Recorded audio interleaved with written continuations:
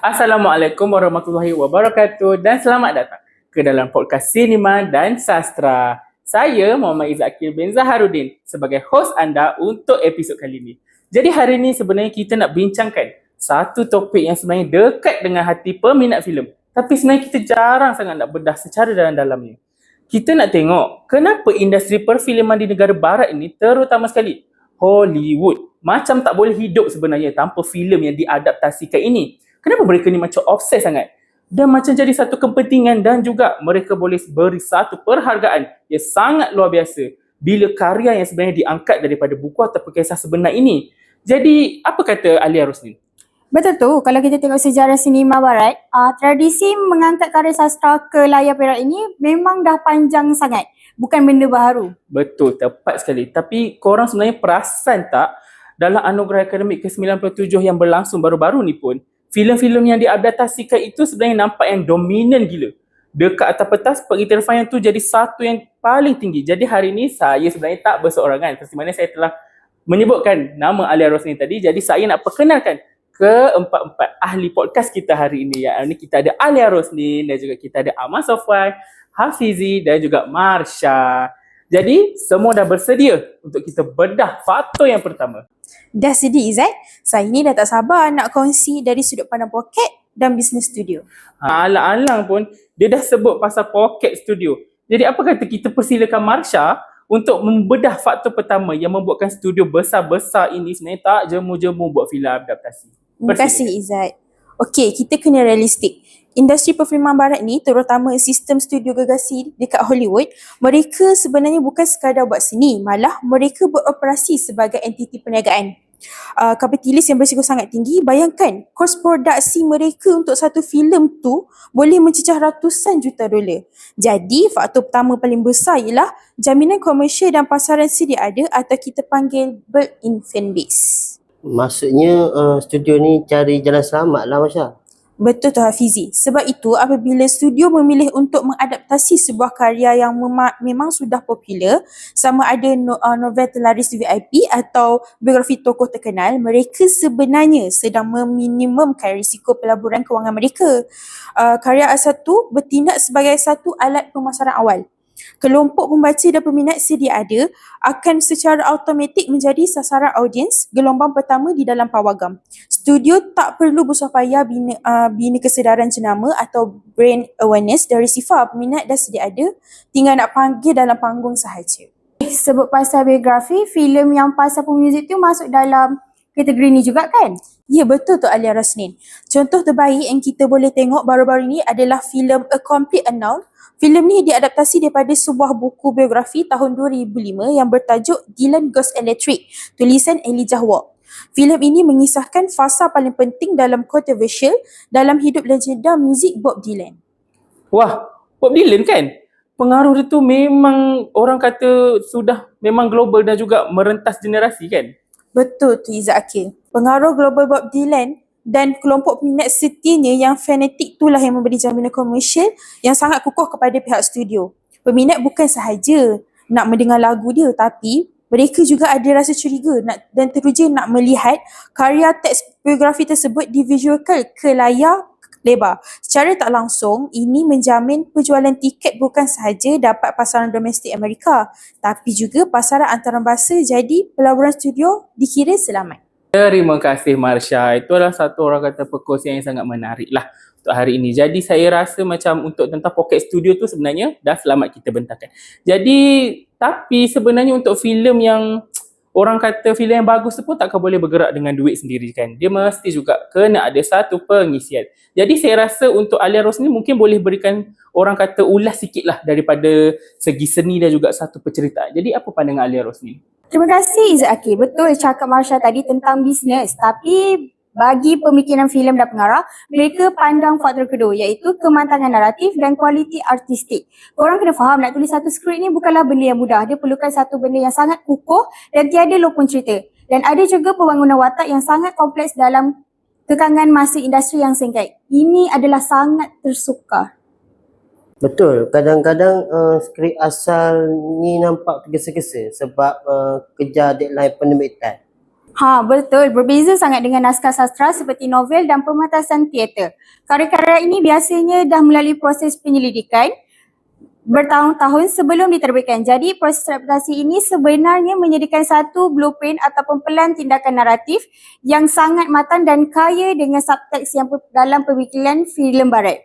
Pengarah tak payah lagi pusing kepala kerana ia perlu betulkan asal penceritaan ataupun struktur plot yang longgar sahaja. Mereka boleh fokuskan 100% daripada segi kreativiti mereka dan estetika visual serta teknik sinematografi dan kualiti lakonan pelakon. Oh, jadi maksudnya itu pun dah merupakan satu struktur yang kuat. Tapi jadi pengarah ni bukan ke cuma perlu fikir macam mana nak mencantikkan dan juga menghidupkan dia saja. Ada tak contoh filem yang Alia tahu daripada Oscar ke-97 yang gunakan formula ini? Ada. Contoh paling padu ialah filem Nichols Boys, iaitu filem diadaptasi daripada novel fiksi sejarah yang bertajuk The Nichols Boys karya Colin Whitehead yang kita tahu. Novel ini siap memenangi hadiah Pulitzer lagi. Rujukan teks sastranya yang berkualiti tinggi. Macam ni menjadikan asas naratif yang sangat mantap tentang isu negatif seperti perkauman dan trauma sejarah di Amerika Syarikat. Saya ada tengok filem tu. Arahan dia agak eksperimental kan? Itu poin saya. Disebabkan material asalnya dan kuat dan diiktiraf oleh sarjana sastra, pengarah dia ada keyakinan dan ruang untuk lakukan eksperimen artistik yang berani. Contohnya macam penggunaan sudut pandang orang pertama iaitu POV shot sepanjang filem.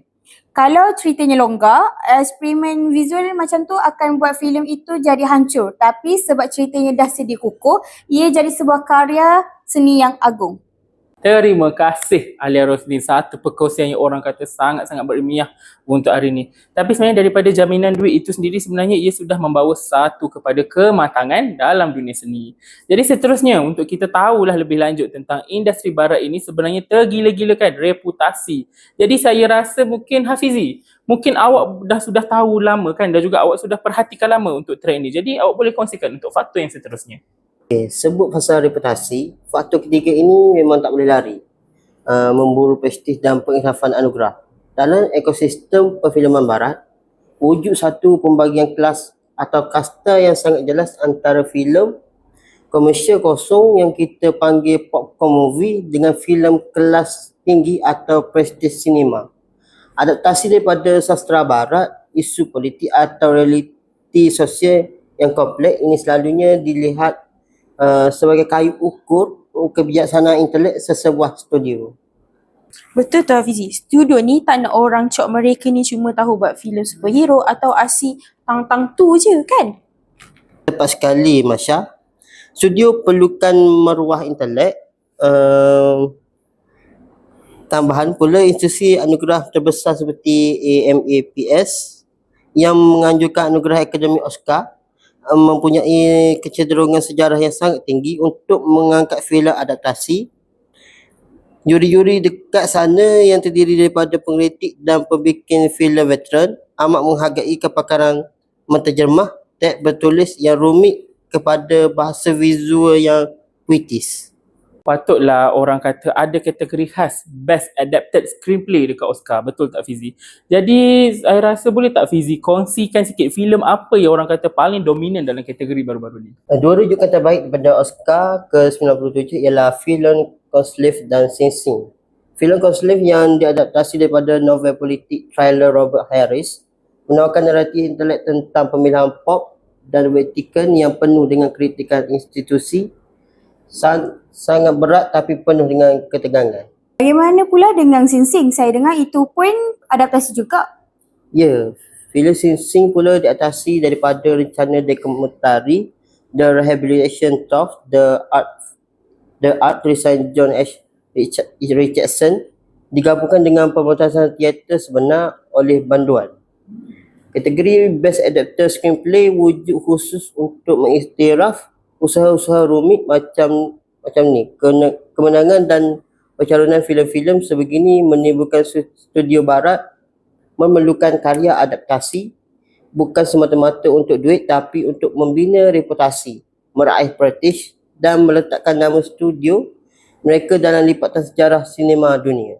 Nampak tak daripada orang kata perbincangan Hafizi tadi, sebenarnya saya rasa lah penonton podcast kita untuk hari ni sebenarnya dah buka mata diorang sebenarnya. Terima kasih saya ucapkan untuk orang kata pandangan ilmiah sebenarnya daripada Hafizi. Jadi kita dah dengar sebenarnya daripada sudut komersial dan juga dari sudut artistik dan sampailah kepada sebuah pemburu anugerah. Jadi saya rasa untuk Amma, kita punya orang kata ahli terakhir podcast kita lah untuk hari ni, saya rasa mungkin dia seorang yang orang kata pemerhati, yang tegar dalam industri perfilman kan. Jadi saya nak minta Amma, boleh tak Amma cuba rumuskan ataupun kita ambil ayat mudah iaitu take away yang kita boleh bawa balik daripada kita punya podcast untuk hari ni. Okey Amma, silakan. Okay, baik. Terima kasih Zakil dan terima kasih juga kepada korang semua atas hujah yang padat tadi dan juga contoh-contoh filem yang disebutkan tadi.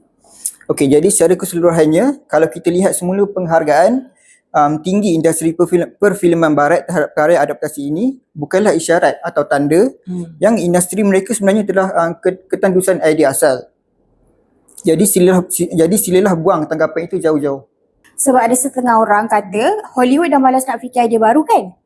Ya, itu silap. Sebaliknya, ini adalah sebuah strategi serampang tiga mata yang sangat matang. Seperti yang korang semua bincangkan tadi, proses adaptasi ini sebenarnya menggabungkan tiga elemen krusial. Yang pertama, aspek keselamatan.